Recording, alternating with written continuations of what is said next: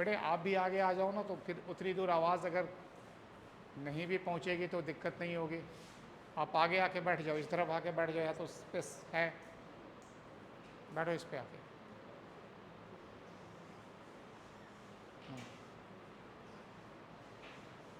शुरू करो। Good morning. Now welcome to your third semester classes, and I hope your examination must be good. First semester result must be comfortable, second semester examination must be fine, and third semester classes must be now dedicated, right? In third semester you have two broad categories. First is discipline specific course. There are 3 courses like in the previous semesters, but one discipline specific elective is also there. Here you have either discipline specific elective or GE. Since your program is meant for finance, so you have to have finance in your core papers. Like in this semester you have corporate law, corporate finance, financial institutions and markets.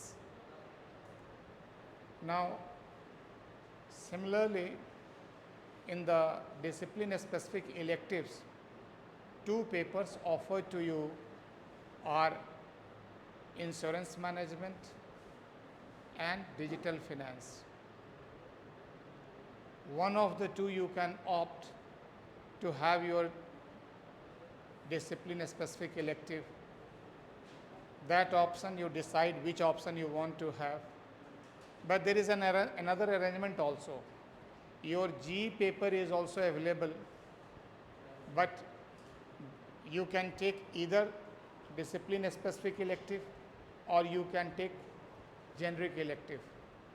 In the generic elective, you can't take any paper of BMS, BBFIA or BBE. Those generic electives you can't take. But you can take generic electives from any other program, like whether program from economics, from commerce, from any other program. Now, at the time of selection of GE paper or discipline specific, few points should be kept in mind. First, if you want to specialize only in the field of finance, the way normally in the past, before the environment, before the era of generic elective, people used to, where their entire all papers belongs to finance, and when they enter in the market, they call their finance students, finance experts, have already exposed in variety of finance papers. So one core competency in the field of finance. There is another way also to think of the new pattern under national education policy, under which you people have taken admission. You have an option to go for minor paper also. So you can have major in finance. By default, major in finance will be there because core paper has to belong to finance. But minor paper you can take from other discipline. But for taking that minor paper, at least 7 papers you have to study from a particular discipline. And those 7 papers means 7 into 4, 28 credits should be earned out of those minor papers. Now this is what you have to take a call, and earliest you take that call, better it is for you, so that you can prepare accordingly. In addition to that, your skill papers, AEC papers and WAC papers will be there. That is, those are also there in the third semester. But primarily I am concerned right now discipline specific elective versus GE. Both are there with you. The GE which has been offered from your department is meant for other students, not for you. Okay? Like we have been offering banking and financial services related GE and wealth management related GE. 2 GE we are offering, one on account of BMS, one another account of BBFIA. those two Gs are meant for some other students, maybe from BCom, from you know your economics honors, or anyone, even English honors, or anyone can take those G, those who want to really know about the field of management and finance. So I am especially making this on recording. Reason is that it should be communicated to one and all, and ultimately it will become informed environment for taking the decision related to whether you want to go for DSE or GE, right? This is what a communication. If you have any doubt, you can ask me afterward, but certainly you have to take your decision faster so that your preparation should be continuous. Second important is, since this program is a professional program, and now you know your exam is there along with your full-time students, similar question standards are there, so it is advisable to you that have a continuous preparation for your examination rather than thinking only for the last time to prepare the exam. We will have as many classes as possible, but ultimately it is you who have to prepare, right? When you will have any question, we will try to answer those questions, but ultimately these PCP classes are meant only to make you comfortable with the subject. It is not a complete teaching of the subject. That much time is not available. Your study materials are already ready. We will distribute a study material.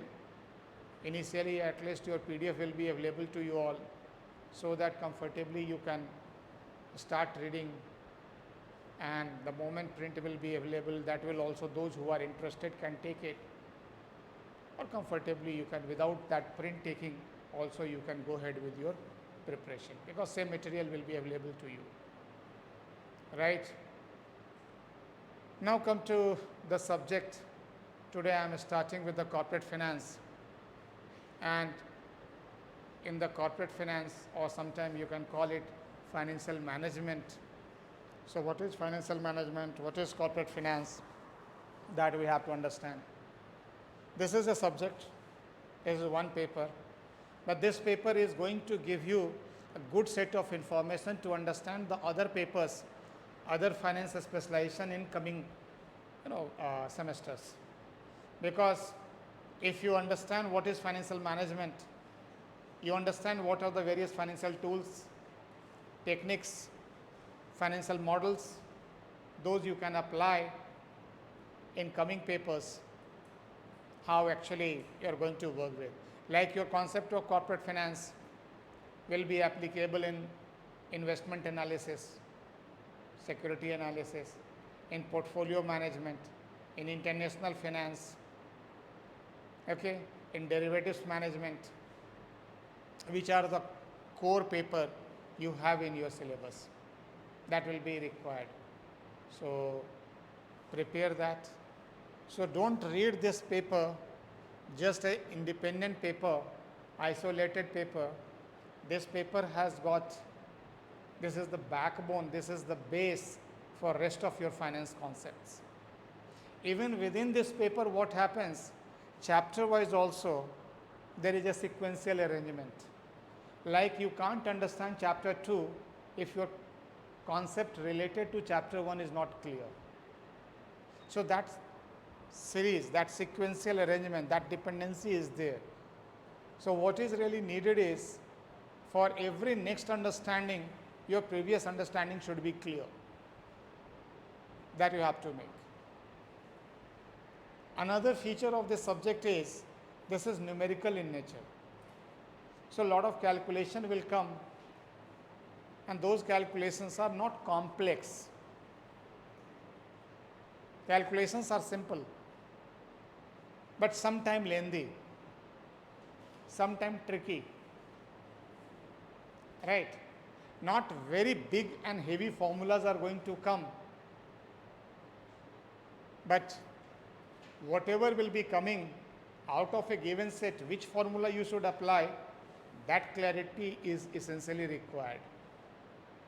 Until unless you have that clarity, you will commit mistake. So that fundamentals has to be clear. The one good part of this paper is, this course is, that in this course you will find out day-to-day life financial decisions are involved. Whatever we will be discussing, we will be studying, that sometime will be available in your newspaper also. So it is a good, beautiful part. You will find out in your in anyone's daily routine, these kind of decisions are taken. So it is not only a kind of theoretical concept, rather practical application is involved into this subject. I mean, practical application is there, clarity is essentially required, right? So be careful, and I suggest you to be honestly putting the effort and making it understanding better and deeper, right? So what is financial management? Corporate finance, we call it because ultimately, mostly and widely it is used by corporates, but these are not only confined to corporates. This is a financial management because anyone and everyone needs it, even an individual needs it. So we can have understanding of at individual level what kind of financial management requirement is there. One should know how to manage their own finance. Second one is at the corporate level. Corporate, when we say, not necessarily as per company law definition, even a small business, partnership business, sole proprietorship business, any business could be there.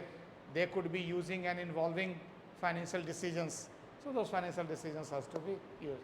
So now we call it corporate finance, but corporate means big corporates, small corporates, mid-sized corporates. Okay, anyone and everyone is going to be there. Third, even at national level, this financial management is there. National level financial management means we know finance minister is finance manager of the country. Country also has to decide from where and how the fund has to be used. They also prepare their budget. They also plan their expenditure, right? They look into their revenues. They go for borrowings. If surplus is there, they go for investment. Everything is there. So even a country is like a corporate. They manage their funds. They manage their finance. That is also there. So concept wise, when you apply, now it is, when it is meant for government level, not necessarily every product they produce is going to be priced. It could be depending upon nature.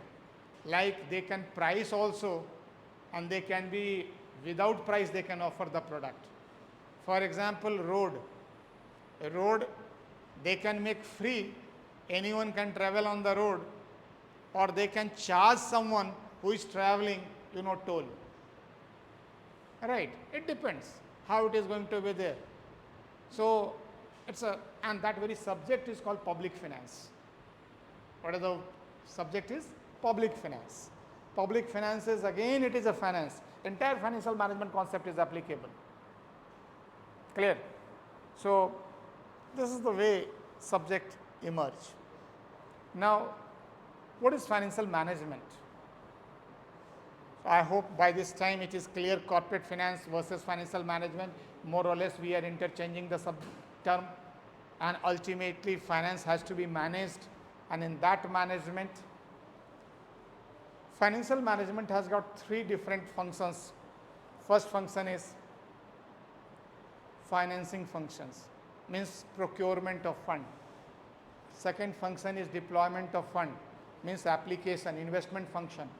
And third function is distribution, that is called dividend distribution, or distribution of the profit, distribution of the income, how that income has to be distributed. So there are three functions of any financial management. That's the way we will be looking upon the financial part. How decision is going to take place and what are the inputs related to those decisions. So let's look upon. If you consider this, we will be talking about finance and financial management concepts.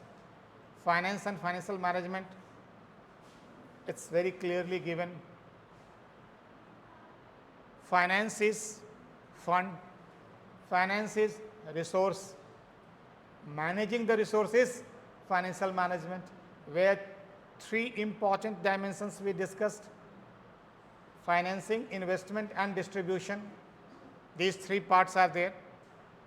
Then again, accounting is recording, finance is decision making. That's the fundamental differences. Okay. So whenever there is a decision issues, decision has to be taken, and that decision is going to be financing decision. So how you will be taking the decision, let's have a look here, and that is what we are going to study. And just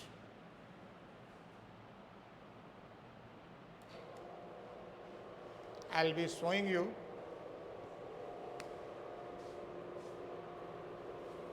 just a minute.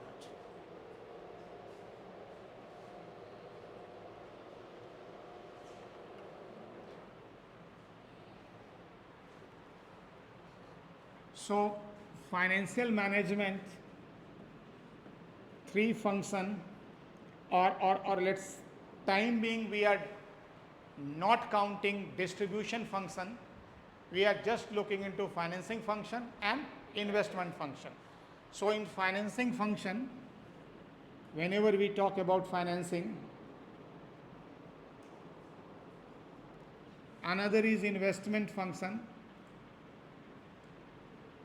Investment means when you are parking your fund. So in financing function, it is depending upon how much cost is there, cost of financing, how much is the tenure of financing, that is period of financing. And third one is convenience of in financing. Convenience in financing. So these three parameters will decide about from where you will get the fund. Whereas in the case of investment, it is going to be return associated to it, how much return is there, going to risk associated to it, and there is an impact on existing business, impact on present operation, whatever impact is there. These three components ultimately decides where you will invest, where you will park your fund. पैसा लगाओगे आप कहाँ, तो कहाँ से लोगे, किधर से आप लोगे पैसा, that is called financing, और कहाँ पैसा आप लगाओगे, that is investment. So these two parts are there, and these two are very important. What is very important part here is, when we talk about cost, cost is the financial charge which you pay for the, that is normally interest rate. At what interest rate you borrow the amount, okay, that is going to be your cost of financing. So interest rate is there. What could be the criteria? It should be as low as possible. Any economic rationale will be there. And what is economic rationale? क्या आपका decision process क्या होगा, कितना सस्ता मिल सकता है, जितना लो interest पे मिलेगा, that is what you are going to take. Similarly period, जितने पीरियड के लिए आपको चाहिए उस पीरियड के लिए आपको लेना है. अगर मुझे फंड 5 साल के लिए चाहिए और कोई कहे नहीं मैं सिर्फ 2 साल के लिए दे सकता हूँ, then in that case tenure is not matching. What will happen, अगर आप मजबूरी में 2 साल के लिए ले लेते हो तो 2 साल के बाद लौटाओगे कहाँ से, आपका पैसा तो फंसा रहेगा. Is it clear? या अगर आप फिर से दोबारा 2 साल के बाद रेज करोगे तो रेजिंग कॉस्ट हो जाएगा आपके लिए, फिर से नया पूरा प्रोसेस करना पड़ेगा। तो आपको देखना है कि जो पीरियड चाहिए, टेन्योर चाहिए, और टेन्योर मैच करे। That's another very important part. And convenience, convenience means कितनी आसानी से, how much comfortably you are able to raise the fund. If you are not able to raise the fund comfortably, or some other hidden cost is going to be there, or some control is going to be there, then in that case that fund is not really good. Okay, so that is what it is required. So understand it. Whenever any finance manager has to take a decision, finance manager has to take a decision on only two things: from where to procure the fund and where to deploy the fund. If you ignore the cost, if you ignore the tenure and convenience, then anywhere you can take it. You can take it whatever at the price someone is going to give you, you can consider. But that's not a right approach. That's not a right approach. What is the right approach? Right approach is that you should be cautious enough. You should be knowing that from where you should take the fund. So what is really required? Whenever we talk about these financings, so you must know what are the sources of financing. पैसा आएगा कहाँ से, है ना, कहाँ से आप लाओगे? Sources of financing becomes very important. And in sources of financing, there are only two sources. First one is called own source and another is called other source. Own sources and other sources. Own sources means क्या हो गया? अपना पैसा, right? Other sources means others' money. Then what will happen? Owns is actually now normally what we call it equity. Equity fund is there. Whereas in the others' money, it is called debt. Debt is there, right? So equity is there, debt is there. Debt means borrowed amount. Clear? So now question is, how much you should have equity, how much debt? This is another decision. Another decision has to be taken. How much debt has to be taken, how much equity has to be taken. Clear? And that depends on what the regulation says, what is the guideline. And you must have heard the word called debt equity ratio. So debt equity ratio decides about how much debt, how much equity could be. Even one more important point, this equity could be private equity also, or public equity. So private equity or public equity could be there. What is private equity? Now so many private equity firms are there. You need 500 crore, I am giving you 500 crore and I am participating in your business. I am also going to be equity shareholder. So it is private equity. Whereas what is public equity? When you are making a public issue and that issue where public at large can be subscribing those equity, that becomes public issue or public equity, right? One more criteria to decide about it. These things, are you taking in domestic market or you are taking in global market or international market? Global or international, which market you are taking? Raising fund outside. One is you are raising equity here, another you could be raising equity maybe in USA, maybe in European market, maybe in other Asian countries market. So question is from where you are raising, and then question why you are raising outside. What is the objective? These all are decision process. आपको पैसा चाहिए, कहाँ से पैसा लेना है, और अगर एक से ज़्यादा सोर्सेस से लेना है तो किस सोर्स से कितना लेना है. Clear? That decision has to be taken, and that is what financing decision. When we take about financing, so all these, what you feel, every source will have the same cost? No, cost will be different. Some will be cheaper, some will be costlier. Out of equity and debt, which one is costlier? Equity is costly. कौन सा costly है? equity is costly, debt is cheaper, right? Debt is cheaper. Cheaper means सस्ता है, equity महंगा है. क्यों? Date पे commitment है, डेट पे प्री डिफाइंड रिटर्न है, और अगर रिटर्न नहीं होगा तो आप कोर्ट में जाके ले सकते हो, वो एक कमिटेड लाइबिलिटी है. इक्विटी में ऐसा कुछ भी नहीं है. इक्विटी में रिस्क हाई है, और जिसका रिस्क हाई होगा उसका रेट हाई होगा. ठीक है. अब आप एक बात बताओ, आप अगर अभी आगे फाइनेंशियल मार्केट में भी पढ़ोगे, अभी जस्ट नेक्स्ट आपका पेपर वही आएगा, वही सब्जेक्ट का क्लास होगा. आप मार्केट में, स्टॉक मार्केट में जब इन्वेस्ट करोगे तो बॉन्ड से ज़्यादा रिटर्न मिलेगा या इक्विटी शेयर से मिलेगा? और जो इक्विटी शेयर पे रिटर्न ज़्यादा क्यों मिलेगा? और जो आपका रिटर्न होगा वो देने वाले का कॉस्ट होगा, है ना? क्यों ज़्यादा रिटर्न चाहिए? अगर आपको 8% का बॉन्ड पे रिटर्न मिल रहा है, 9% बॉन्ड पे रिटर्न मिल रहा है, तो क्या 9% इक्विटी के रिटर्न से काम चल जाएगा? क्यों ज़्यादा चाहिए? क्योंकि रिस्क ज़्यादा है, तो इक्विटी पे रिटर्न ज़्यादा चाहिए. इक्विटी पे रिटर्न ज़्यादा चाहिए तो इक्विटी कॉस्टली हो गया इश्यूअर के लिए भी, क्योंकि वो जिसको इक्विटी इशू कर रहा है उसको ज़्यादा रिटर्न देगा, है ना? तो इक्विटी इज कॉस्टली है. अच्छा, इक्विटी में भी क्या होगा? जो कंपनी जितना रिस्की होगी उसका इक्विटी उतना कॉस्टली हो जाएगा.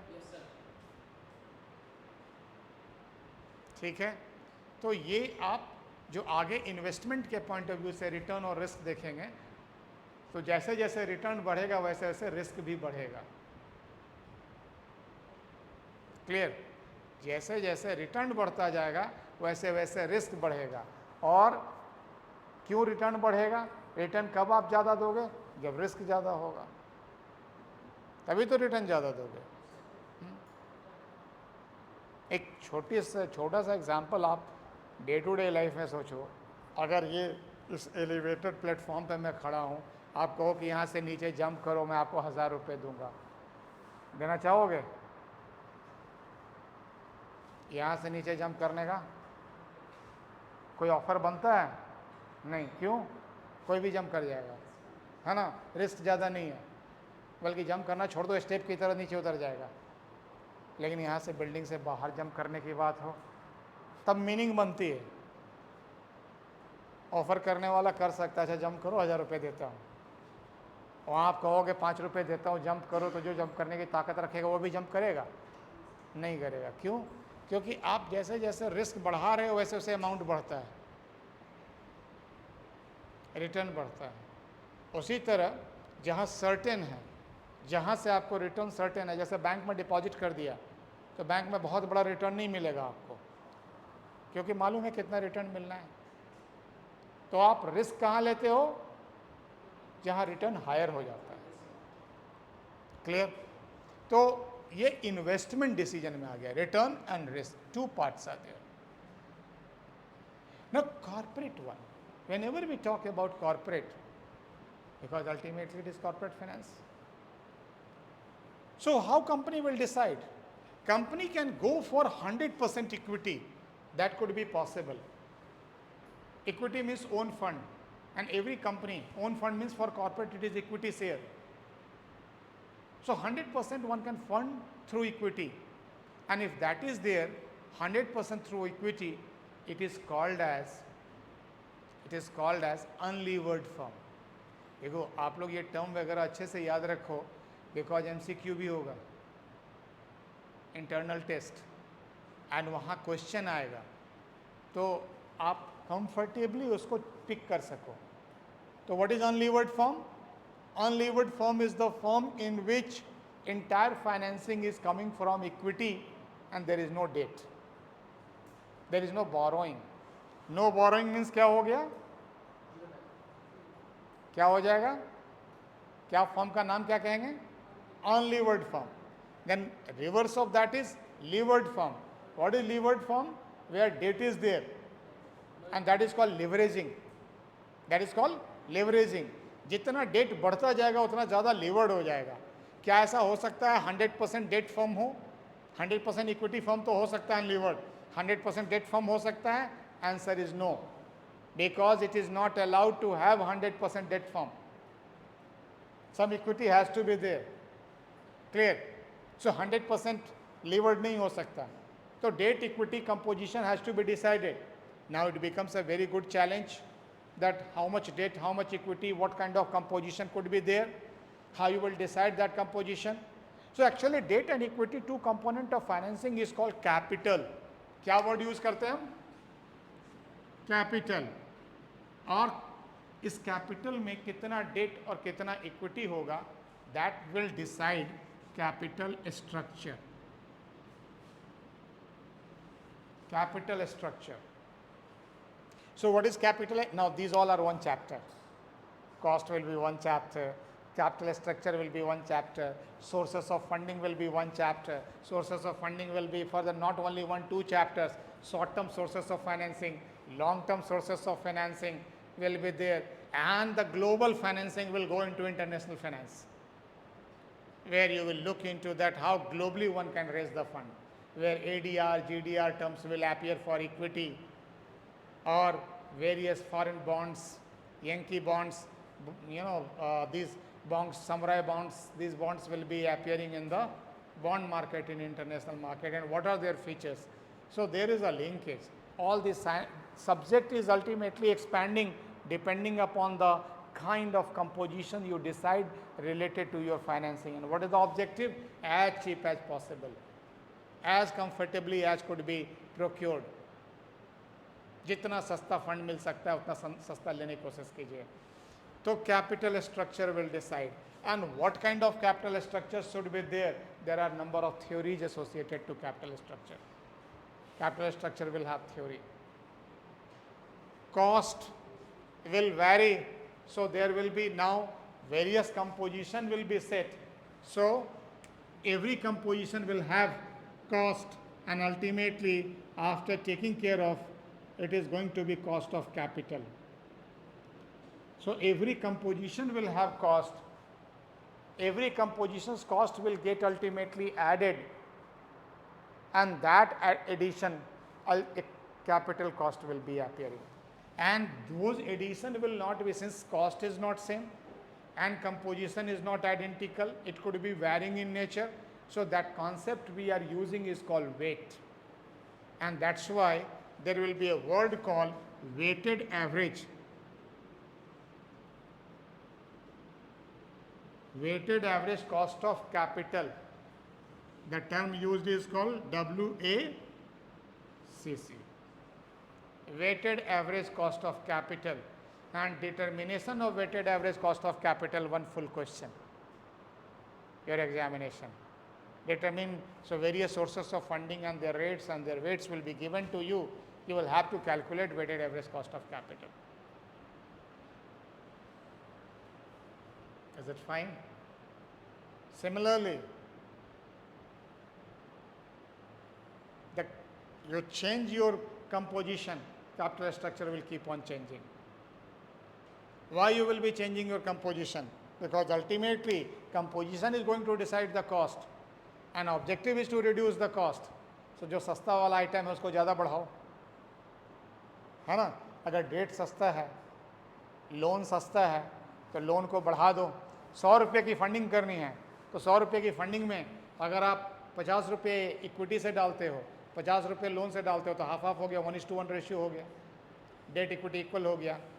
अब मान लो इक्विटी का कॉस्ट 14% है, 14% है, और डेट का कॉस्ट 8% है, तो क्या हो जाएगा? 8 का 0.5 से मल्टीप्लाई करोगे 4%, 14 का मल्टीप्लाई करोगे 7%, 7 + 4 कितना हो गया? 11%. आपका weighted average cost of capital क्या निकला? 11%, जिसमें 14% इक्विटी का कॉस्ट हो गया एंड 8% डेट का कॉस्ट हो गया. अब अगर मान लो 50-50 ना करके 80% डेट कर दो, 80% डेट कर दो और 20% इक्विटी कर दो, तो क्या हो जाएगा? 80% डेट का मतलब 0.8 हो गया वेट डेट का. 0.8 और 8% का रेट है, 0.8 × 8 6.4% हो गया, डेट कॉस्ट हो गया.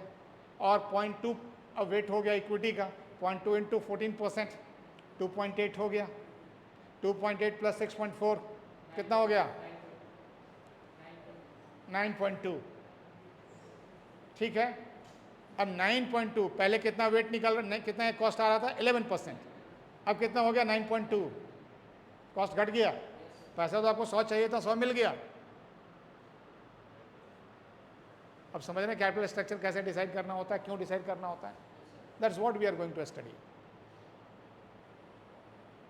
राइट? तो this is weighted average cost of capital. Now अगर लोग कहें कि भाई ऐसा है 9.2 है, अगर 100% डेट कर दें तो 8% हो जाएगा, लेकिन 100% डेट परमिसिबल नहीं है। क्यों परमिसिबल नहीं है? बिकॉज अगर आप अपना पैसा लगाओगे नहीं तो आप ज़्यादा केयरफुल रहोगे नहीं,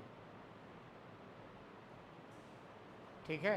तो क्या होगा? दूसरे के पैसे से अगर काम कर रहे हैं, डूब गया, चलेंगे इंडिया में डुबा के यूके में बैठेंगे, राइट? तो ऐसा कर लेंगे। तो दूसरे के पैसे से, इसीलिए there has been always a guideline that how much debt ought to be, how much debt should be permissible. Clear? Now this is financing side decision, investment side decision related to return and risk calculation. That's very important aspect. But before going to that, I want to bring to your notice is that why financial management becomes little complicated and still there is no control over finance. Account people have got audit, account has got a complete full practice. Now it is now automated also. Account system can take. But financing decision is a complex exercise. Why it is complex? Because biggest challenge in field of finance is you invest now, your return will come in future, which is not certain. There is uncertainty associated to future returns.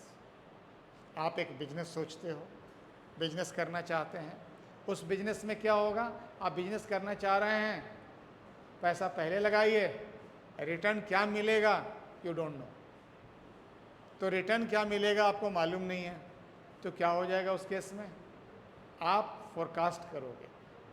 तो forecasting भी associate हो गया कि आपको forecast करना चाहिए, और forecast करने का मतलब क्या हो गया कि you must know what is going to happen in future, which is very difficult to know what is going to happen in future, right? How it will be decided in another, and जितना बड़ा business होगा, जितना long gestation period होगा, उतना tough होगा। मैं फिर भी 2 महीने 4 महीने तो फोरकास्ट कर दूंगा, 6 महीने फोरकास्ट कर दूंगा, लेकिन मैं ये कैसे बताऊंगा अगले 5 साल 10 साल 15 साल में कैसा रहेगा, 15 साल में बिजनेस का एनवायरनमेंट कैसे टर्न करेगा। तो क्या होता है कि रिटर्न की जो फोरकास्टिंग है वो फोरकास्टिंग टफ हो जाती है। फिर भी फोरकास्टिंग करते हैं, प्रेडिक्शन करते हैं, ठीक है, प्रेडिक्टिव मॉडल रेडी करते हैं, और ये प्रेडिक्टिव मॉडल के लिए करना फाइनेंशियल मॉडल है, मेरा बिजनेस कैसा चलेगा। अब सपोज कीजिए मेरा बिजनेस कैसा चलेगा, ये डिपेंड करता है कि इकोनॉमिक इन्वायरमेंट कैसा होगा, गवर्नमेंट की पॉलिसी कैसी होगी, गवर्नमेंट की स्टेबिलिटी कितनी रहेगी। अब कैसे पता चलेगा? अब आप लोग बताएं कि अगला कौन गवर्नमेंट होगा, सेंटर की बात कर रहा हूँ, 24 में इलेक्शन है। अब मान लो मैं कोई बिजनेस ऐसा सोचता हूँ अभी जिसमें 1 साल जेस्टेशन पीरियड है। जेस्टेशन पीरियड समझते हैं? You don't understand gestation period? Gestation period का मतलब होता है जब मैं बिजनेस सोचूंगा, मान लो ज़मीन ले लिया, ख़रीदा, उस पर एक बिल्डिंग बनाऊंगा, उसमें मशीन लगाऊंगा, सब कुछ करूंगा, तो जब तक मेरा प्रोडक्शन स्टार्ट नहीं होता है, जब तक मैं प्लांट लगा रहा हूँ, वो पीरियड क्या कहलाता है? Gestation period. वो जेस्टेशन पीरियड है। तो उस समय तो मेरा प्रोडक्शन होगा नहीं, मुझे कोई रेवेन्यू नहीं आएगा, सिर्फ पैसा डालोगे आप, उसमें पैसा डालते जाओगे। सपोज करो 1 साल जेस्टेशन पीरियड है। आज 20 अगस्त को डिसीजन ले रहे हैं, 20 अगस्त को डिसीजन लेके मेरे 100 करोड़ का इन्वेस्टमेंट है, और चलो 100 करोड़ भी बड़ा अमाउंट हो सकता है, टाइम बिंग आपको लगे। 1 करोड़ का इन्वेस्टमेंट है, मैंने सोचा है 3 साल चलेगा या 4 साल चलेगा तो मेरा रेवेन्यू वापस आ जाएगा, ठीक है, ब्रेक इवन आ जाएगा, 4 साल चलेगा। लेकिन 4 साल कब? पहले 1 साल तो लगेगा बनाने में, और 1 साल के बाद 4 साल, मतलब 5 साल। ठीक है। अब मैं जो बिजनेस सोच रहा हूँ वो बिजनेस गवर्नमेंट के पॉलिसी पे भी डिपेंड करता है, परमिसेबल नॉट परमिसेबल, राइट। अब वो बिजनेस जो सोच रहा हूँ 1 साल मतलब अगला अगस्त तक सब कुछ ठीक रहा, बिना डिले हुआ, डिले नहीं किया तो अगले अगस्त से प्रोडक्शन स्टार्ट होगा, और अगले अगस्त तक तो वो इलेक्शन होके नई सरकार बन चुकी होगी, और कहीं सरकार आते ही कह दिए कि इस तरह का बिजनेस अलाउ नहीं होगा तो, और तब तक तो मैं अपना पूरा 1 करोड़ के आसपास डाल चुका हूँगा, है ना। मेरी बिल्डिंग रेडी, मेरा प्लांट मशीन खरीदा गया है, मुझे बाहर से फ्रांस से मशीन मंगवाना था, है ना, जर्मनी से रॉ मटेरियल मंगवाना था, सब मैंने ऑर्डर प्लेस कर दिया है, और तब पता चला गवर्नमेंट ने बैन कर दिया, तो मैं तो बर्बाद हो जाऊंगा। तो मुझे ये जानना जरूरी है कि भाई अगला गवर्नमेंट क्या होगा, या जो भी, क्यों गवर्नमेंट जानना जरूरी है, क्योंकि what will be the decision of government, what will be the policy of the government, whether government will continue और not continue that same policy. Is it clear? तो अब क्या करें, कैसे होगा? मान लो मैं बैम्बू स्टिक का कोई बहुत बड़ा लगाना चाहता हूँ, जिसमें बैम्बू स्टिक से फर्नीचर तैयार करना चाहता हूँ, बैम्बू स्टिक का फर्नीचर। अभी इस गवर्नमेंट ने बैम्बू स्टिक को ग्रास में ट्रांसलेट कर दिया, डिफाइन कर दिया ग्रास में। आपको बताता हूँ 2017 से पहले बैम्बू स्टिक को ट्री माना जाता था, बांस की जो बांस को, तो और मिनिस्ट्री ऑफ फॉरेस्ट के हिसाब से ट्री कट नहीं कर सकते हैं, और ट्री कट नहीं कर सकते हैं तो बैम्बू कटिंग नहीं होगी, अब बैम्बू कटिंग नहीं होगी तो बैम्बू से कुछ नहीं खरीद सकते थे। तो रिजल्ट क्या होता था, छोटी छोटी चीज़ें भी बैम्बू स्टिक की होती थी ना, वो आइसक्रीम खाते हैं तो छोटा सा, इतना छोटा चम्मच रहता है ना, सबसे सिंपल, कोई बहुत बड़ा साइंस उसमें नहीं है, वो भी हम इंपोर्ट करते थे चाइना से, जो ऐसे ही रखा रहा हो या एक पेपर में लगा के, कई अच्छे जगह पे थोड़ा पेपर में लगा होता है, नॉर्मली ऐसे ही रखा रहता है। वो छोटा सा जो एक फ्लैट स्पून कहते हैं, जिसको एक बार खाए आइसक्रीम के साथ फेंक देते हैं, वो भी इम्पोर्टेड आइटम था। This government thought of, did it, and 2016-17 में आके पूरा पॉलिसी बदल डाला और इसका डिफिनीशन बदला। डिफिनीशन बदलने से क्या हो गया, बैम्बू को ग्रास कह दिया। रूल में क्या हो गया, now bamboo will not be considered as tree, it will be considered as grass.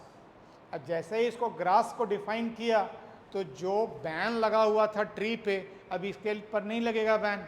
अब आपको जितना बैम्बू लगाना है बैम्बू लगाओ और काटो, कोई आपको रोकने नहीं जा रहा है। और जब लगाओगे काटोगे, और नॉर्थ ईस्ट में ईस्टर्न साइड में देखोगे बैम्बू की अच्छी खेती होती है, बहुत बैम्बू स्टिक्स होते हैं वहाँ।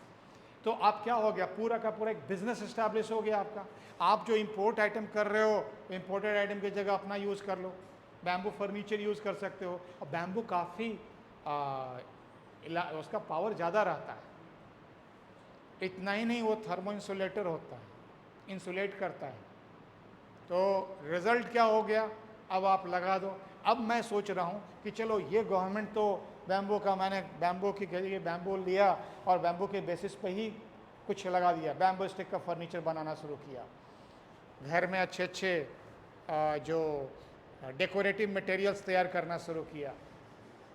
अगर बैम्बू बंद हो जाएगा तो मेरा सारा बिजनेस ठप हो जाएगा।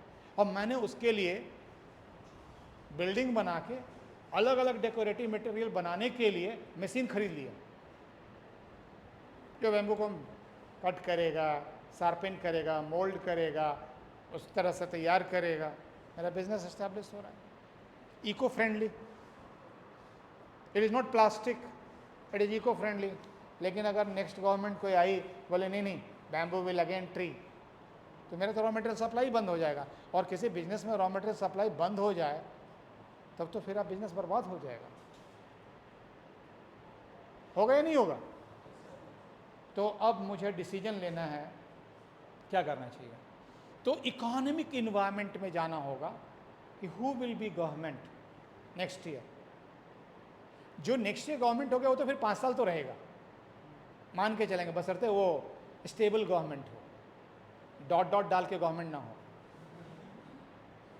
Right.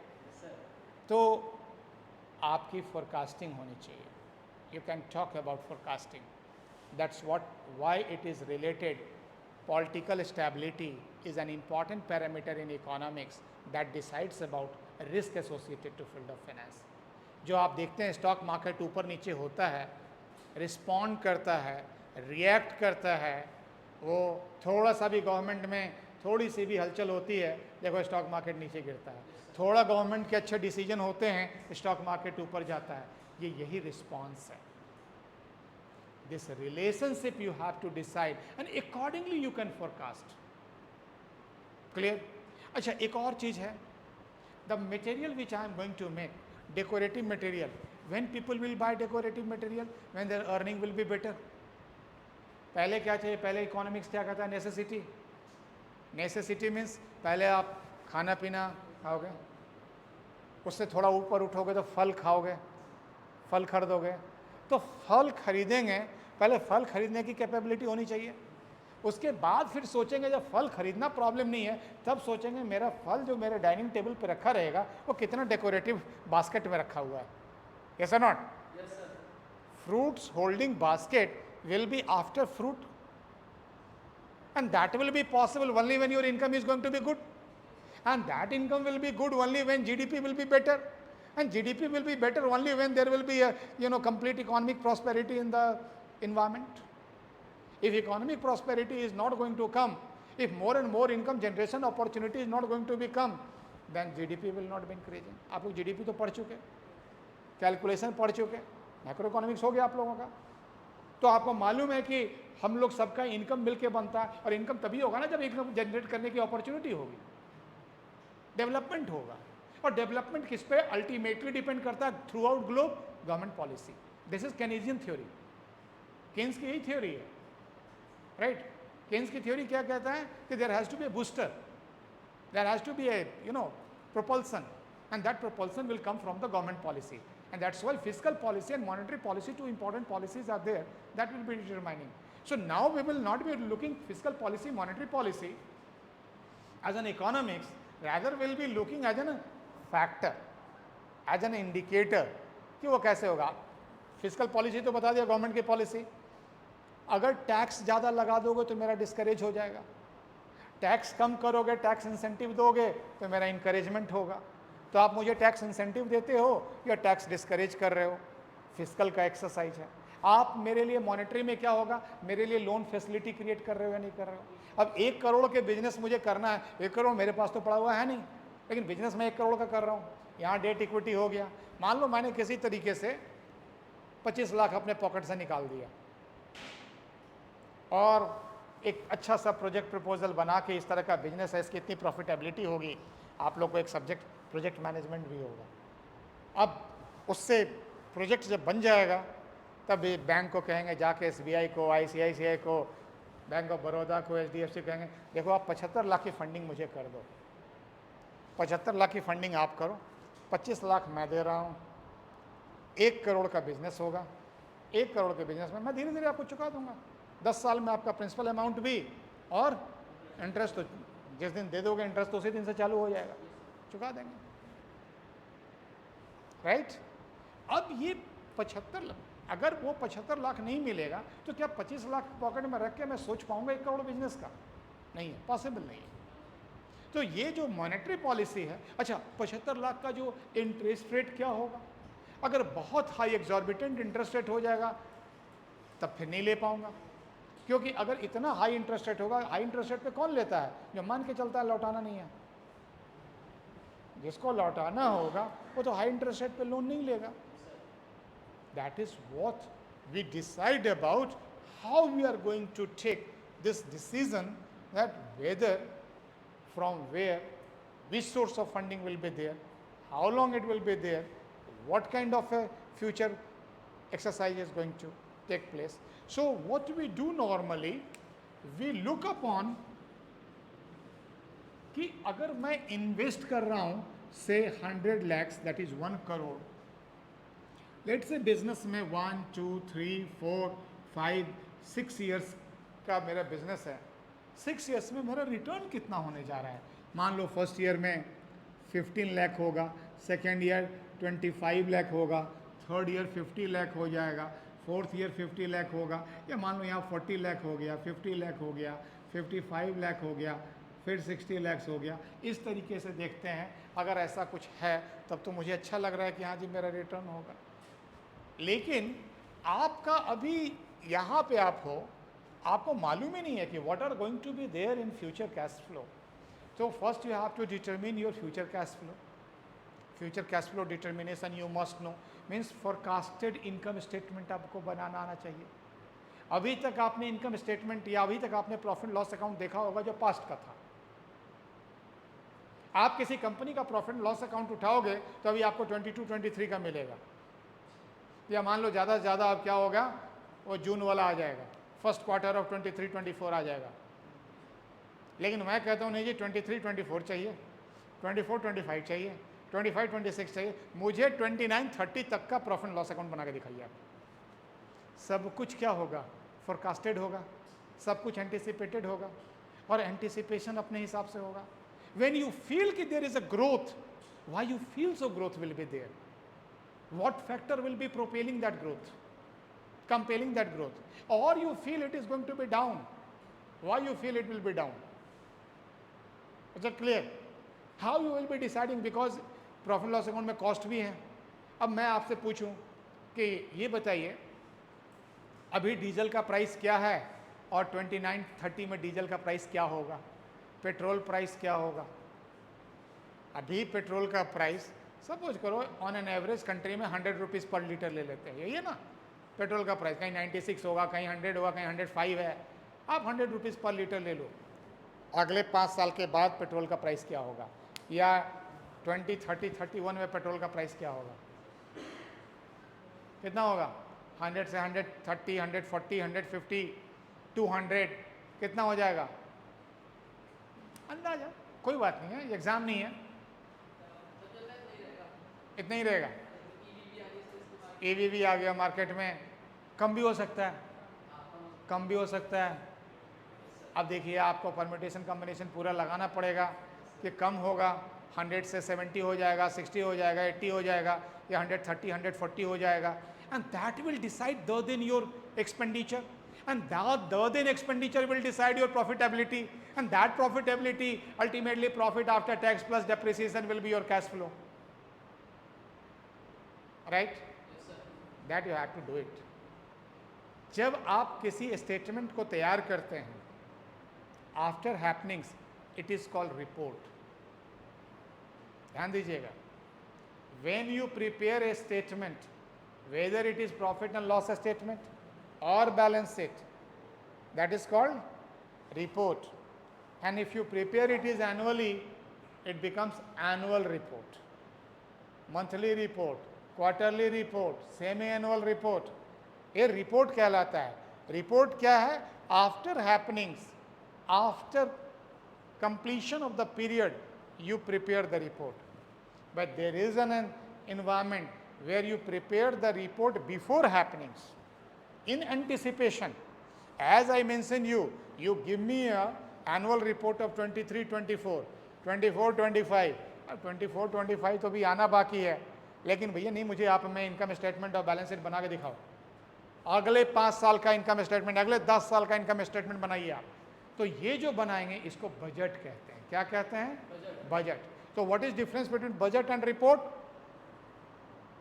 Difference between budget and report, report is after happenings, budget is before happenings.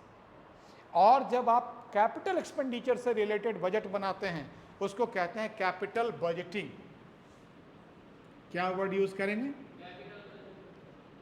Very important chapter. Capital budgeting is process. As the ing is there, it is a verb, it is a process.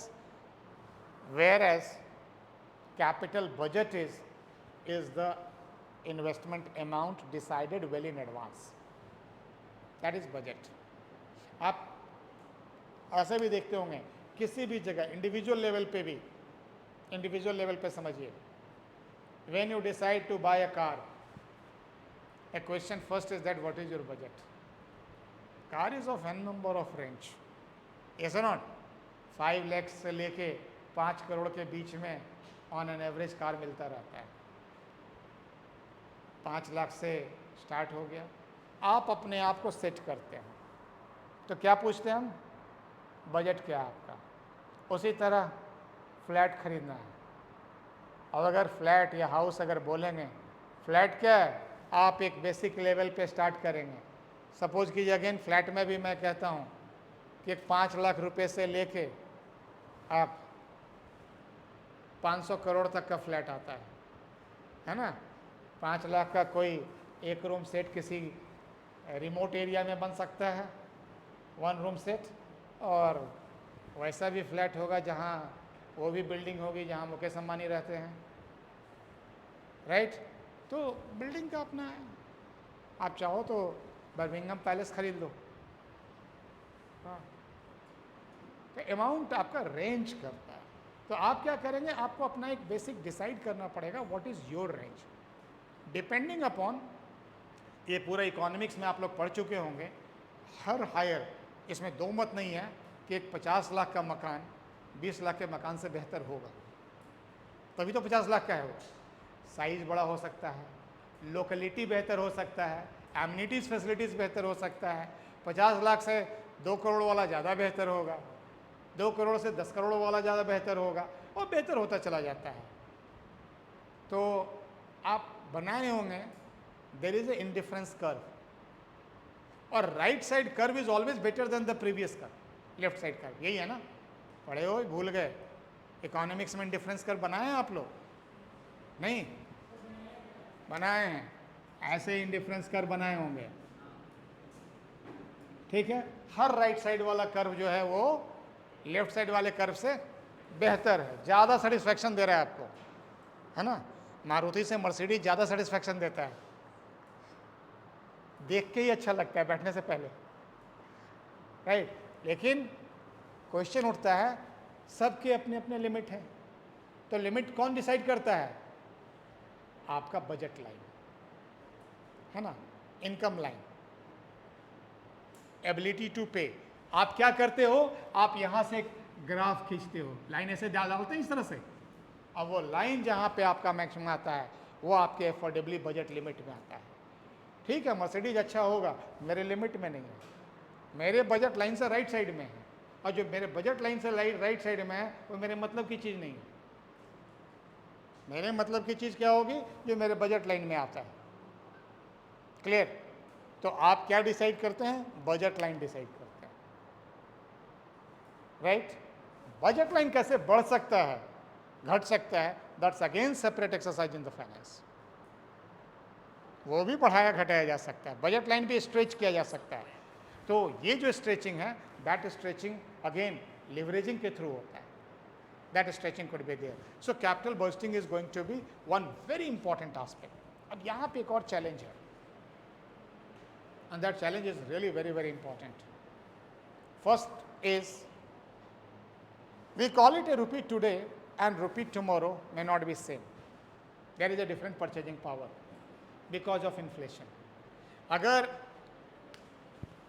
100 rupees आज है और 100 rupees after 5 years है, क्या दोनों का real value same रहेगा आज?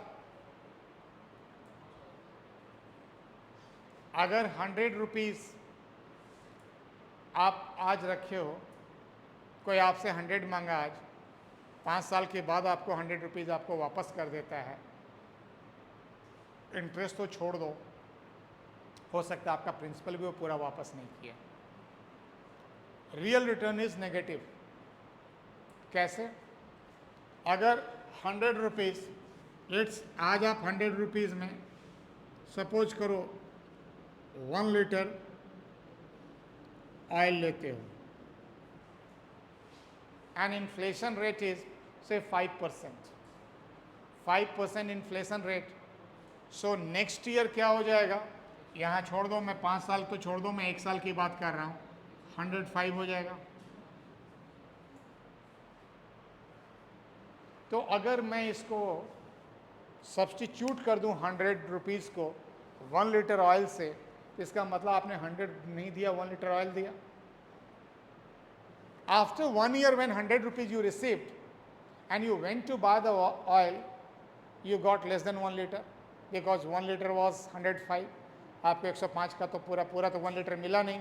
इसका मतलब आपने जिसको 100 दिया था, जिसको 1 लीटर दिया था, उसने आपको 1 लीटर से कम लौटाया. Real return is not there. Is it clear? So what it mean, जो 100 उस समय है उसका वैल्यू आज क्या है, या आज जो 100 है इसका वैल्यू 1 ईयर के बाद कितना होगा, that is going to decide your equivalence. That is going to decide how much it is going to be value with respect to time. And that very important chapter, very important chapter called time value money. Time value of money, which we are going to discuss now. Numerically you have to solve it, and there will be 4 different formulas we'll calculate, and that will be backbone of finance. And I'll request you all to must calculate. Start your notebook and start calculation also. What the chapter which is going to make the equivalence in the field of finance, it is the alphabet of finance. It is the requirement of finance. Everywhere finance is going to need this time value of money. आप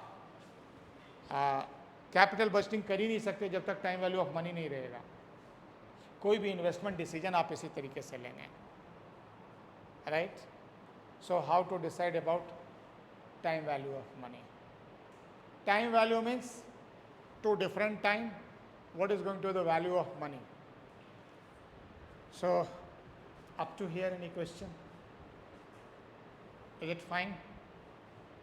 So look into time value now.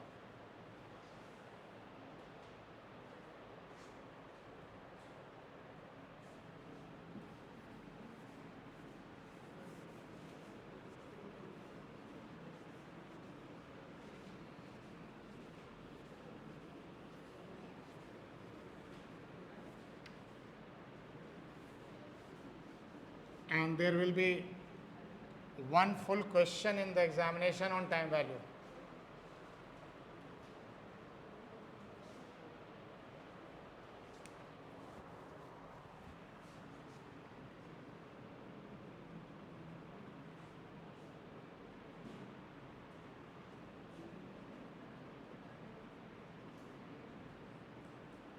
So there is always a 2 times. One is called present time, another is called future time. Present time and future time is there, and the distance between this present time and future time is called time, or it is also called as period. Time or period. And the rate at which they are related called R. R is the rate. आप R लिख सकते हो rate को, आप चाहो तो R लिखो या K लिखो. K is also the rate. Time को T लिखो या N लिखो. It is period. T or N. It's a period. Right. Now, what is the relationship? Simple question we will start, and quickly we will move to complex one. Very simple question we will start, which you have studied somewhere in the 6th, 7th standard or 8th standard. From there we will elevate. If 100 rupees deposited today, that is present value 100 rupees, at the rate of 10% for 1 year, what will be the future value after 1 year? 110. Very good. After then again for another 1 year we made it 100, 121. Again for 1 year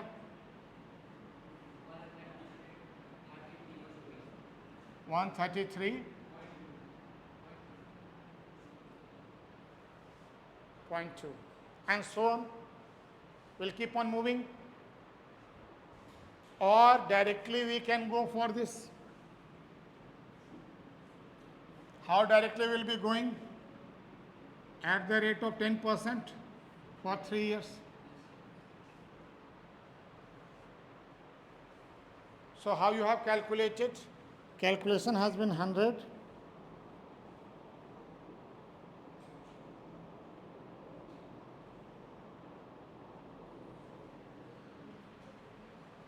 Where k is the rate, always presented in decimal. Is it clear? So what you made basically, it's 100 into 1.10 to the power 3, and you got the value 132 point. Clear? So 133.2 value has come.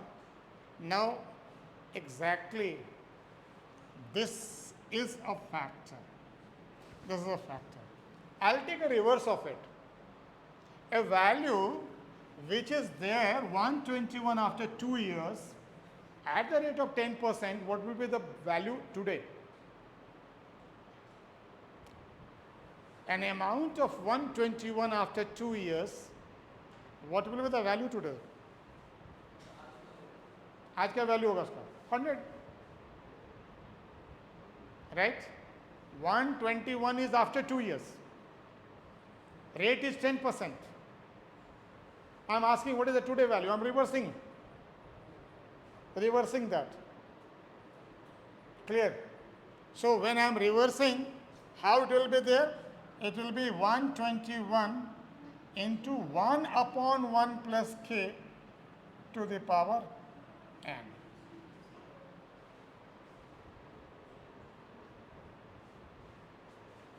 One upon 1 plus k to the power n. Or you can directly make this as a bracket.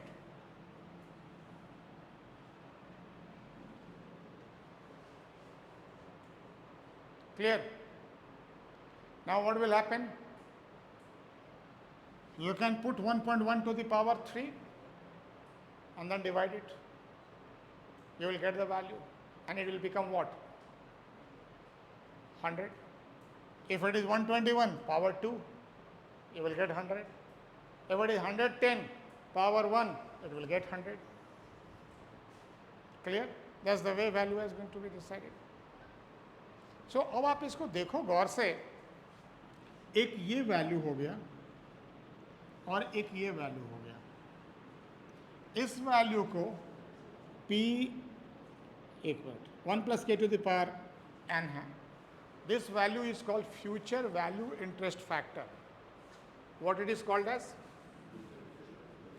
Future value interest factor, which is 1 plus k to the power n. Present value interest factor, which is 1 upon 1 plus k to the power n. Right, 1 upon 1 plus k to the power n. What is the full form of it? Future value interest factor and present value interest factor. Right. So future value interest factor, present value interest factor. Okay. Now, you change your amount, you can get it calculated easily. Suppose I deposit 500 rupees for 5 years at the rate of 10%, what will be my mature amount after 5 years? 500 rupees I deposited for 5 years at the rate of 10%. कितना amount बनेगा? निकाल के दिखाइए. 805 बनेगा 5% के rate से कि 10% के रेट से. कितना रेट मैंने बोला है? 1.1 to the power 5 into 500. कितना अमाउंट आया? 638 आ रहा है. ओके. और भी कोई आप लोग नहीं निकाले? कैलकुलेटर यूज करो. Scientific calculator is allowed and scientific calculator is must for this finance. And everyone is advised to bring scientific calculator. Simple scientific calculator non programmable in nature. क्या करेंगे, आपको क्वेश्चन मैंने पूछा 500 rupees deposited for 5 years at the rate of 10%। कितना हो गया 1.1 to the power 5 कितना होता है?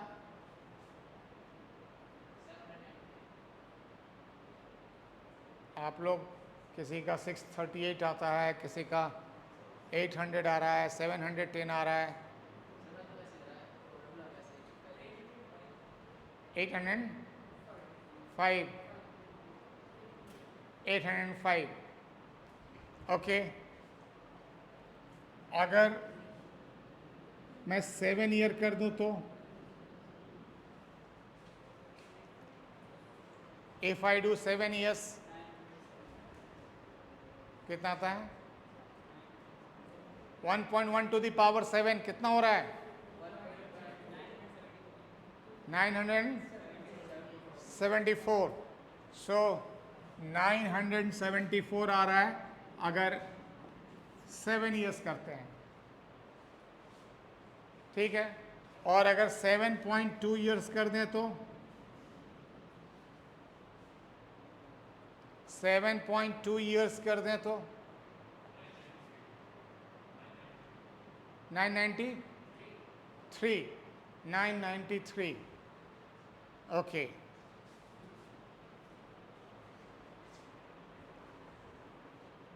सेवन 7.2 कर देंगे तो 993 हो जाएगा।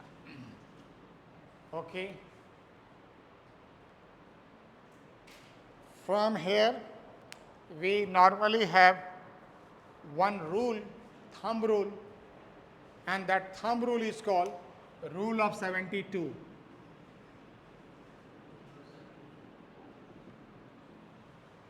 Rule of 72 is basically 72 divided by interest rate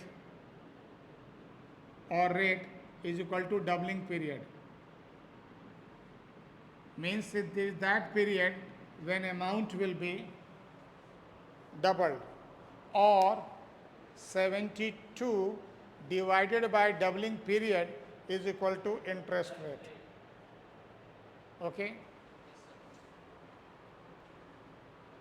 तो इसका मतलब क्या हो गया कि अगर ये अप्रॉक्सीमेट फॉर्मूला है, 72 divided by 10 years is equal to 10% rate is equal to 7.2 years, that will be the amount will be closely to double, and look into 500 closely going to be double, that is 993. ये approximate है, effective formula will be rule of 69. पहला rule क्या हो गया? Rule of 72. What is rule of 72? Rule of 72 is that it is actually giving you doubling period. So if a rate is given to you, 72 divided by that rate will give you a period. If you are holding that money at that rate for that very period, your amount will get doubled. You can crisscross that. If you have got a doubling period known to you, so 72 divided by that doubling period, you will get what interest rate is coming to you. Say for Kisan Vikas Patra or Indra Vikas Patra, those Vikas Patra you will find out they will give you a promise. You deposit it in 10 years of time, we will be giving you money doubled. आप 5,000 रुपये invest कीजिए, आपको 10,000 रुपये मिल जाएगा। तो 5,000 invest कर रहे हैं, 10,000 मिलेगा, डबल हो रहा है अमाउंट। आपको इंटरेस्ट रेट नहीं बता रहा है, वो बता रहा है इतने पीरियड के लिए रखो, अमाउंट डबल हो जाएगा। आप इंटरेस्ट रेट निकाल सकते हैं। कैसे निकालेंगे? बहुत कुछ करने की जरूरत नहीं है, पीरियड बता दिया उसने कह दिया 10 साल में डबल हो जाएगा। आप 72 डिवाइडेड बाई 10 कर लो, अप्रॉक्सीमेट थंब रूल आ गया कि 7.2% का आपको ये इंटरेस्ट दे रहा है। अगर कोई दूसरा आपको स्कीम है जो स्कीम आपको 7.5% का रिटर्न दे रहा है, तो 7.5% का एक स्कीम कह रहा है कि आप 10 साल मेरे साथ रखो, मैं मनी डबल करूंगा। दूसरा स्कीम कहता है मैं आपको 7.5% का इंटरेस्ट दूंगा। अब दोनों में से कंपेयर कैसे करेंगे? दोनों सेम रेट से तो है नहीं, तो कंपेयर करेंगे क्या? दोनों को एक टर्म में ले जाओ, या तो पीरियड को रेट में बदल लो या रेट को पीरियड में बदल लो। तो अगर कह रहा है 10 ईयर्स में डबल कर रहा है तो 72 डिवाइडेड बाई 10 मतलब 7.2% हो गया, अप्रॉक्सीमेट निकल गया 7.2%। दूसरा वाला रेट कह रहा है 7.5%, तो इसका मतलब 7.5% ज़्यादा दे रहा है। 72 divided by 7.5 less than 10 years में आपका मनी डबल हो जाएगा। That's the way you can easily calculate. And rule of 72 is very comfortable rule. Even any point of time, moment you can take a decision whether who is giving you better rate. Clear? So that's the way you can calculate. Now one more thing. So many terms now we are going to use it, and all these at least 5-6 questions of your MCQ is going to get completed today itself. और हर question माने है ना, कहने को MCQ है, वो भी तो 1 मार्क मीन्स 100 में 1 मार्क है ना, 30 में तो 30 होता है उसका, 25 में 25 उसका वैल्यू है। You have to complete it. So let's look here. whenever rate is on a forward side means you have got, see, 4 informations are there. There are 4 information: present value, future value. 2 informations are there with the amount: present value, future value, rate, time. इस 4 में ही relation है, और 3 is given to you, 4th you can easily calculate. Suppose your principal amount is given to you, or present amount is given to you, rate is given to you, period is given to you, so 3 is known to you. 4th you can find out. Future value is given to you, rate is known to you, period is known to you, present value you can find. Present value is known to you, rate is known to you, future value is known to you, period you can find out. Very easy. Or this is known to you, this you can find out. Easily you can find out. So out of 4, there is a relationship, and this relationship you have studied in school. This formula which we are using, you have studied in school. This is what present value and future value calculation is there. Any confusion? Now one more thing.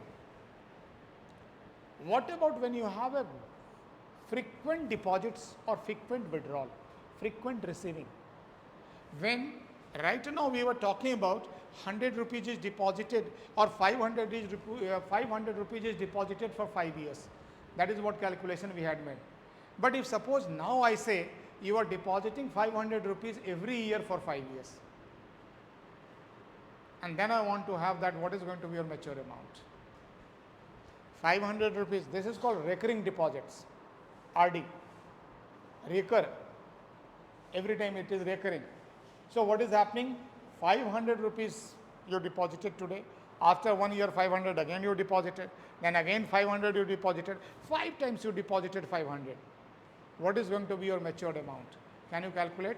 At the rate of 10%, at the end of 5th year, what will be your total amount? Please calculate fast. 500 rupees deposited 5 times every year. What will be the matured amount at the end of 5th year if the rate is 10%?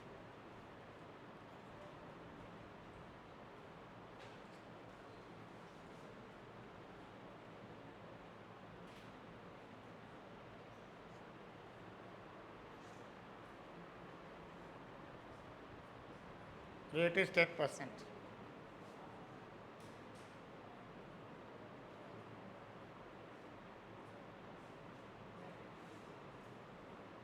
नहीं, चलो 500 को छोड़ दो, 100 कर लो. 100 is deposited every year for 5 years.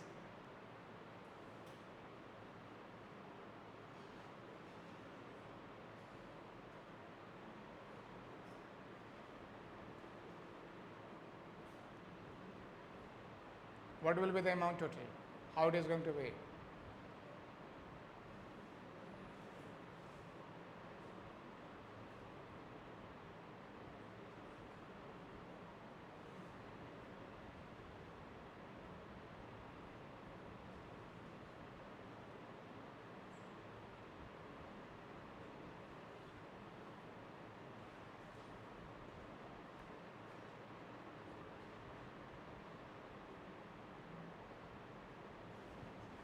कैसे करोगे? कितना हो रहा है? 607, 671. So 100 rupees deposited 5 times, you got 671. Any other answer? कैसे कैलकुलेट किए?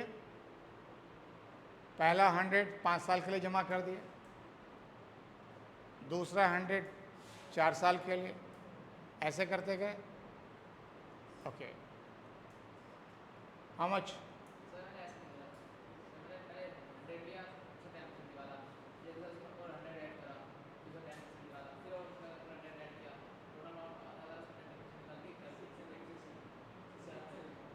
सिक्स 671. ओके, 671. आप लोग का नहीं? कैलकुलेशन हो नहीं पाया या करना नहीं चाहते?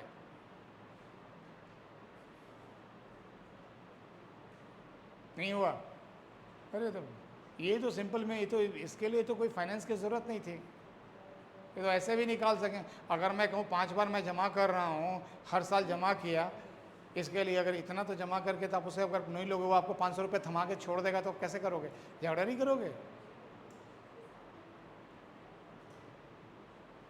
आप ऐसे सिंपल कर सकते हो ना. देखो 100 रुपीज़ जमा किया, पहला वाला 5 साल के लिए, तो ये 5 साल के लिए हो गया. दूसरा 100 जमा हुआ 4 साल के लिए, तीसरा जमा हुआ 3 साल के लिए, चौथा जमा होगा 2 साल के लिए, पांचवा जमा होगा 1 साल के लिए, और सबको ऐड कर दो. कितना रहा? 610 आ रहा है. 610 क्या हुआ? 610 आया. ठीक है, आप देखो, आप इंडिपेंडेंट हो के आंसर बोलो, कोई बात नहीं है, किसी का आंसर की नकल करने की जरूरत नहीं है. जो आ रहा है आप वो बोलिए.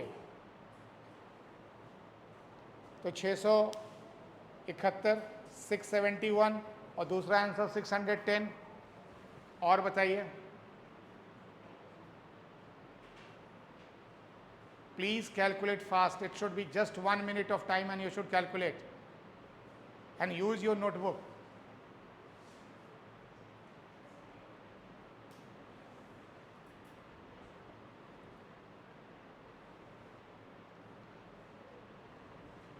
अब देखिए क्या होता है, मैं कैलकुलेट करके बताता हूँ.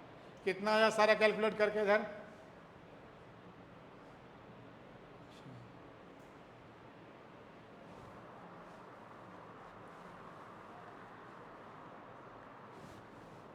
नहीं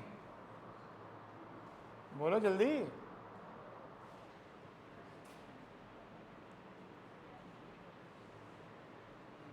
Now suppose that I make a recurring deposit of monthly for 5 years, then how many installments will be there? 60. So will you be calculating 60 times? 671 आ रहा है, इससे भी. ठीक है, अब देखिए मैं आगे बढ़ता हूँ. There will be a formula you have to calculate. So 100, this is the amount, 1 plus k to the power n minus 1 upon k. K always in decimal. K is your rate. K is your rate and decimal. Okay. Calculate using this. K is your 0.1, that is 10%. N is your 5. 5 times it is deposited. Use this formula and give me the answer. Calculate करो जल्दी से. And remember this formula also.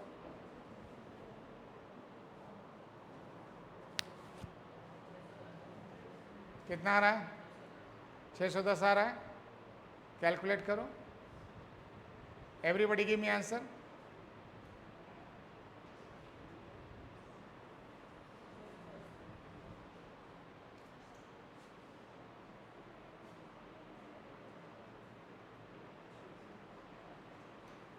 कितना है? 610.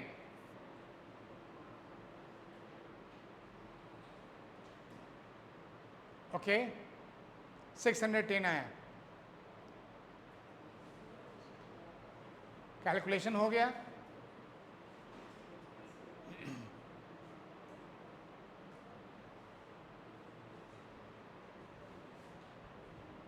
Now anyway, please listen some more concepts.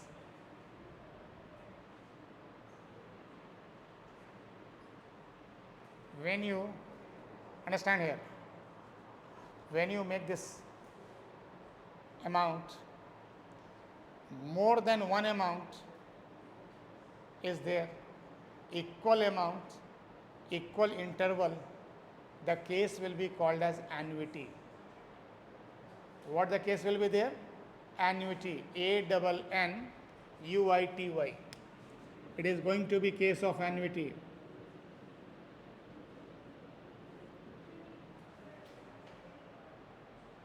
Okay, it is a case of annuity, right? Annuity means two or more cash flows, equal amount, equal interval.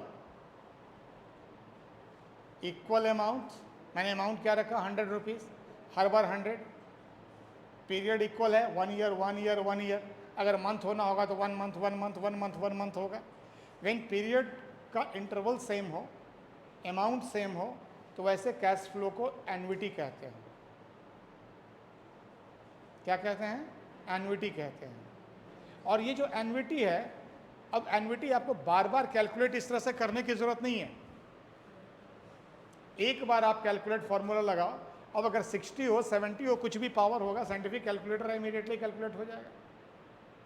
ठीक है, अब question उठता है कि ये एक आंसर 610 आया, एक आंसर 671 आ रहा है, समझ रहे हैं? ये आंसर और ये आंसर, दोनों आंसर में यहां जब कैलकुलेट किया था तो 671 आ गया था, यहां कैलकुलेट कर रहे हैं 610 आ रहा है। ये क्या है? There are two types of annuity. First annuity is called as annuity regular. Word क्या यूज करते हैं? Annuity regular. And second annuity is called annuity due. Annuity regular और एन्युटी ड्यू, जो हमारा वो फॉर्मूला है वो एन्युटी रेगुलर को सपोर्ट करता है। फॉर्मूला क्या है? Formula is annuity regular. पहले डिफरेंस समझते हैं, व्हाट इज एन्युटी रेगुलर और annuity due. Now question is, when you are depositing the amount, are you depositing in the beginning of the period और at the end of the period? अगर कोई scheme start हुआ, जैसे monthly है, मतलब आप advance में देते हो या एंड में देते हो। अगर आप 100 रुपीज़ जो डिपॉजिट कर रहे हो वो साल के अंत में दे रहे हो, तो पहले साल का इंटरेस्ट तो मिलेगा नहीं, तो पहले वाले पे आपको सिर्फ 4 साल का इंटरेस्ट मिलेगा। अब एक एक पीरियड सब में घट जाएगा, क्लियर? सब में एक एक पीरियड घट जाएगा, और लास्ट वाला जो अमाउंट डालोगे तो उसी समय डालोगे, उस पर तो इंटरेस्ट ही नहीं मिलेगा। तो हो जाएगा 100 इंटू 1.1 टू द पावर 4, फिर power 3, power 2, power 1 and power 0। किसी पे पावर 0 1 हो जाता है। 1.1 टू द पावर 0 इज 1, तो 100 रुपीज़ रह जाएगा, तो अमाउंट 610 हो जाएगा। This is called annuity regular. Annuity regular का मतलब हो गया you are depositing amount at the end of the period. Am I clear? दूसरी तरफ अगर आपको लगता है नहीं बिगनिंग में जमा करना है, annuity in due, annuity in advance, advance में जमा करेंगे तो एक पीरियड एक्स्ट्रा हो जाएगा, शुरू में ही जमा हो गया, तो ये वाला केस हो जाएगा। उस केस में क्या करते हैं, और फॉर्मूला में 1 प्लस के से मल्टीप्लाई कर देते हैं। एन्युटी रेगुलर को 1 प्लस के से मल्टीप्लाई कर दो, एन्युटी ड्यू निकल आएगा। 610 को 1 प्लस के मीन्स 1.1, 610 को 1.1 से मल्टीप्लाई कर दो, 671 हो जाएगा। क्लियर? तो दोनों आंसर सही था जब तक कि हमने एन्युटी ड्यू एन्युटी रेगुलर नहीं बोला था। Both answer correct. तो आप कैलकुलेट कर सकते हैं annuity due annuity regular. Annuity due मतलब in advance, annuity regular means at the end of the period. अब आप उल्टा करो, अगर आपको किसी बिजनेस से every year you get 100 rupees for 5 years, आपको 1 साल के बाद 100 मिल रहा है, 2 साल के बाद 100 मिल रहा है, 3 साल के बाद 100 मिल रहा है, 4 साल के बाद 100 मिल रहा है, 5 साल के बाद 100 मिल रहा है। What is the present value? Here, before going to that, whether it is future value interest factor or present value interest factor, जब आप फ्यूचर में वैल्यू कैलकुलेट करते हैं, rate is called compounding rate. Rate क्या कहलाएगा? Compounding rate. 10% is going to be compounding rate, but if that rate is in the reverse order, means हम present value निकाल रहे हैं, that same rate will be called as discounting rate। क्या word use करेंगे? Discounting rate. तो present value निकालने के लिए डिस्काउंटिंग रेट और फ्यूचर वैल्यू निकालने के लिए कंपाउंडिंग रेट। तो अब अगर मैं कह रहा हूं कि आपको 100 रुपीज 1 साल के बाद मिला, फिर 2 साल के बाद 100 मिला, 3 साल के बाद 5 फ्लो आपके 100 हैं, उसका प्रेजेंट वैल्यू क्या होगा? तो प्रेजेंट वैल्यू निकालने का तरीका है, आप 100 को डिस्काउंट करोगे, पहला 100 1 साल के बाद मिला, 1 साल के लिए डिस्काउंट करोगे, दूसरे को 2 साल के लिए डिस्काउंट करोगे, तीसरे को 3 साल के लिए डिस्काउंट करोगे, चौथे को 4 साल के लिए डिस्काउंट करोगे, पांचवें को 5 साल के लिए डिस्काउंट करोगे, और ऐसे 5 साल सबको डिस्काउंट करोगे, और जिसको डिस्काउंट करोगे वो छोटा वैल्यू हो जाएगा। ठीक है, तो आप उस तरीके से वैल्यू निकालो, 100 को 1 ईयर के लिए, दूसरे 100 को 2 ईयर्स के लिए, और ऐसे करते करते अल्टीमेटली 5 ईयर्स के लिए। रेट क्या होगा? 10%। जैसे पहला 100 अगर 10% 1 ईयर के लिए डिस्काउंट करेंगे, 100 into 1/1.1 to the power 1 means that is 90.90। दूसरा 100 क्या हो जाएगा? 100 इंटू 1/1.1 टू द पावर 2, और वैल्यू कम हो जाएगा, 83 के आसपास कुछ आ जाएगा वैल्यू। ऐसे वैल्यू घटता चला जाएगा, और जब वैल्यू आप घटाते चले जाओगे तो वैल्यू उसको टोटल करोगे, दैट इज प्रेजेंट वैल्यू। इसको अगर फॉर्मूला से हमें यूज करना है, डायरेक्ट फॉर्मूला से निकालना है, तो ऐसे कीजिए 100 into 1 plus k to the power n minus 1 upon k into 1 plus k to the power n। Use this for 5 years, get that value, you will have the present value of all future cash flows. Subject to that, cash flow should be same. Okay, please calculate. It's must.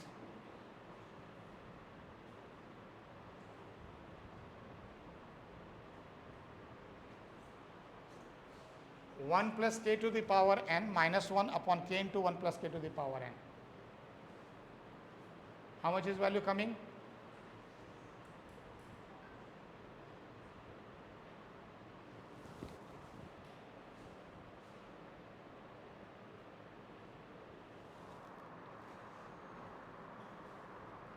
Quick बनाओ भाई, answer बताओ।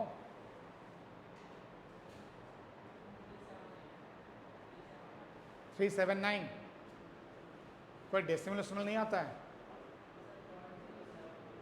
0.07 आ रहा है, तो it is coming 379।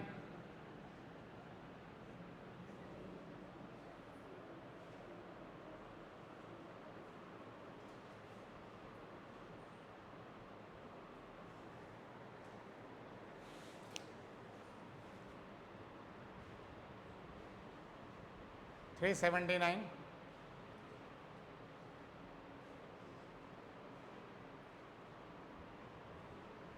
This is also annuity regular, because you are receiving at the end of the period, so you are able to discount it. If you suppose you receive the amount in beginning itself, you multiply by 1 plus k to 1 plus k again, फिर 1 plus k से multiply कर दीजिए, it will become annuity due. Clear?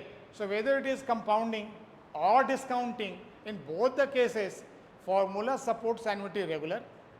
To make annuity regular into annuity due, you have to multiply the formula by 1 plus k. 1 period difference.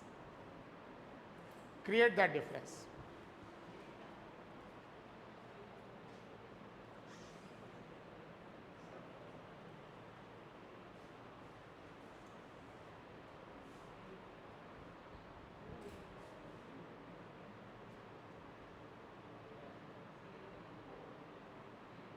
So ultimately you got the 4 formulas. Jot down those 4 formulas very carefully, and it is important for you. I don't know how many of you have been comfortable and able to solve now, but I am writing the formula here.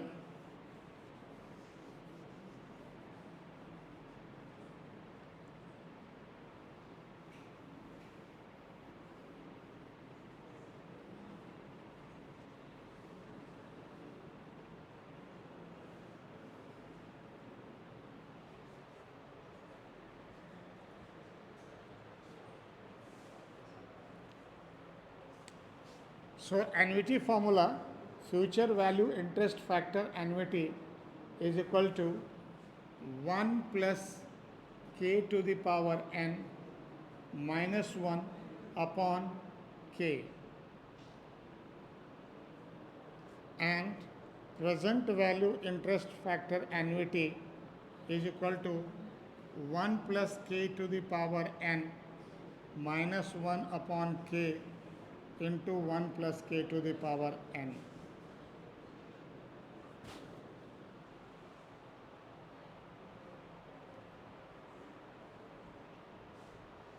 Okay.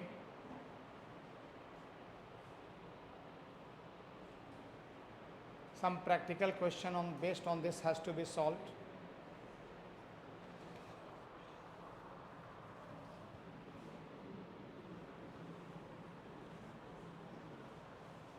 What you do, 2 more formulas very important is there. One is called sinking fund factor, which is 1 upon FVIFA, and there is a capital recovery factor which is 1 upon PVIFA. Sinking fund factor, and CRR stands for capital, CRF stands for capital recovery factor.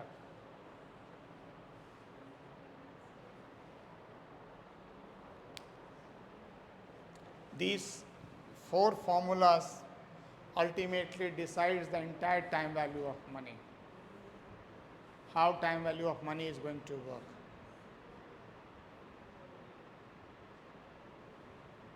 Okay. So sinking fund factor, capital recovery factor is nothing but extension of a concept. Here FVIFA is known to you, reverse that it is sinking fund factor. Here PVIFA is known to you, reverse that it is capital recovery factor. Okay. What is the application of these capital recovery factor and sinking fund factor? I will give you example here that immediately you can calculate. Suppose I want, let's understand here, I want 10 lakh rupees at the end of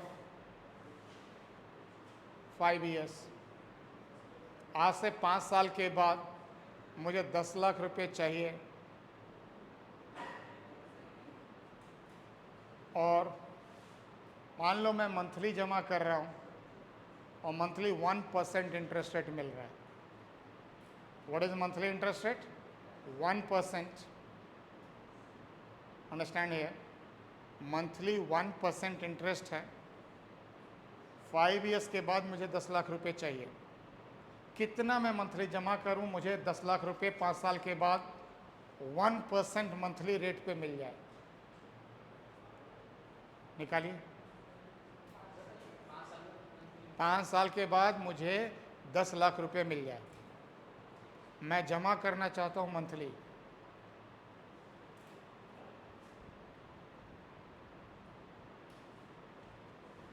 निकालो। आप एक काम करो, आप लोग को मैं help करता हूं। इंटरेस्ट रेट मैंने मंथली 1% बता दिया ना, मंथली 1% बताया। 5 साल में कितने मंथ हो जाते हैं? 60। तो पीरियड आपका एंड हो गया 60। एंड क्या हो गया? 60। रेट क्या हो गया? 1%, दैट इज 0.01। 0.01 हो गया। ठीक है, आपको कितना अमाउंट चाहिए? 10 लाख। मतलब 60 पीरियड्स के बाद आपको 10 लाख रुपए चाहिए 0.01 के रेट पे, यही ना? लिखो, amount that is 10 lakh into sinking fund factor is equal to your monthly deposit amount. Monthly deposit is equal to 10 lakhs into sinking fund factor. बस और कुछ नहीं करना है, 1 मिनट में या लेस देन 1 मिनट में आंसर आ जाएगा। 10 लाख को मल्टीप्लाई कीजिए सिंकिंग फंड फैक्टर से। सिंकिंग फंड फैक्टर कितना है? जल्दी निकालिए।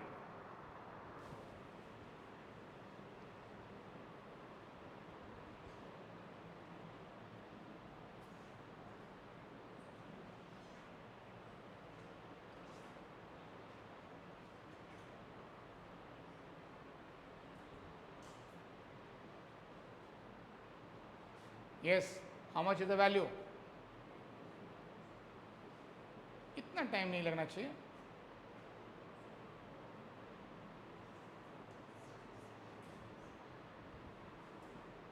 What is sinking fund factor? What is sinking fund factor? 1 upon FVIFA। पहले FVIFA निकाल लो, FVIFA निकाल के उसको 1 बाई रिवर्स कर दो, इन्वर्स कर दो, और जो अमाउंट 10 लाख से मल्टीप्लाई कर दो, एक इंस्टॉलमेंट आ जाएगा आपको। कितना आप जमा करोगे?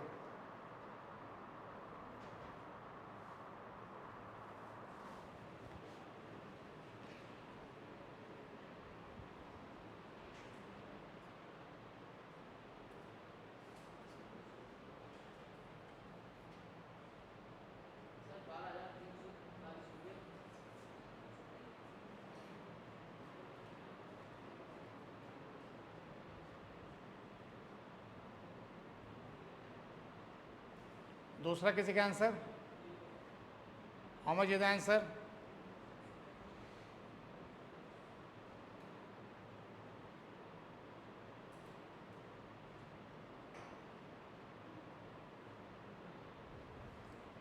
See how you will calculate. First FVIFA you take out.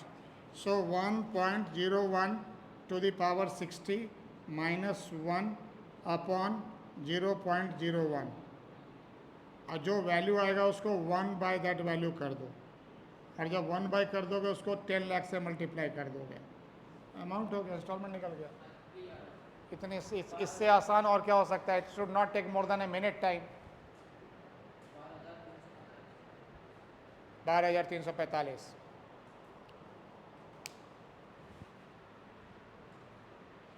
Okay,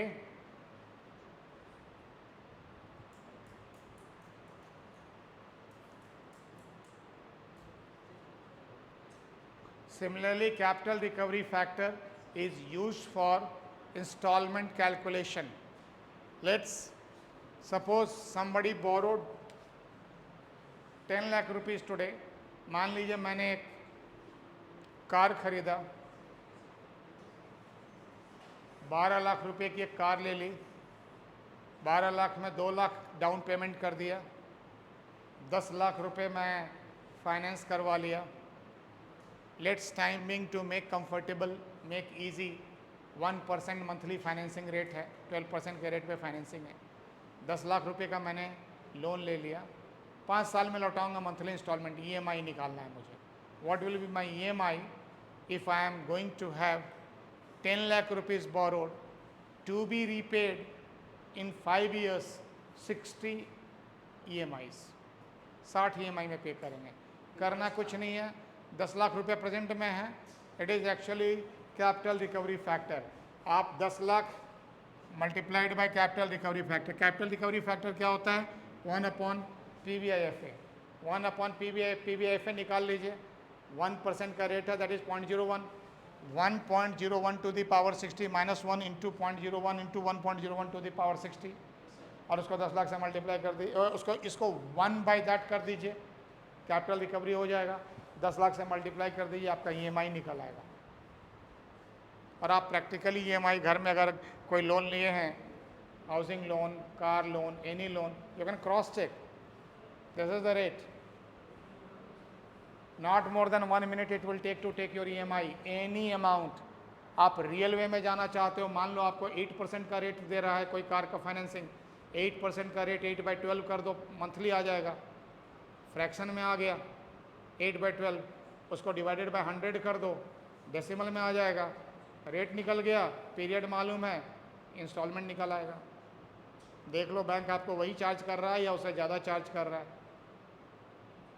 you can easily calculate. और इस पे एक फुल क्वेश्चन आपके एग्जाम में रहेगा। I will give another half an hour और little more on some more practical question associated to it, because this is a backbone of your finance. No capital bursting, no IRR, no NPV can be calculated until unless you know how to calculate PVIFA, PVIF, capital recovery factor on this. Any of the financial management book, किसी के financial management book में आप जो भी easily accessible हो आप उसको लो, और उस पर टाइम वैल्यू मनी चैप्टर पूरा कंप्लीट अच्छे से कॉन्सेप्ट पढ़ लो, कंप्लीट कर लो। अगर ये चैप्टर आपका कंप्लीट हो गया, आप समझ लीजिए फाइनेंस की अंडरस्टैंडिंग के लिए आपका डोर खुल गया। ये बहुत इंपॉर्टेंट चैप्टर है।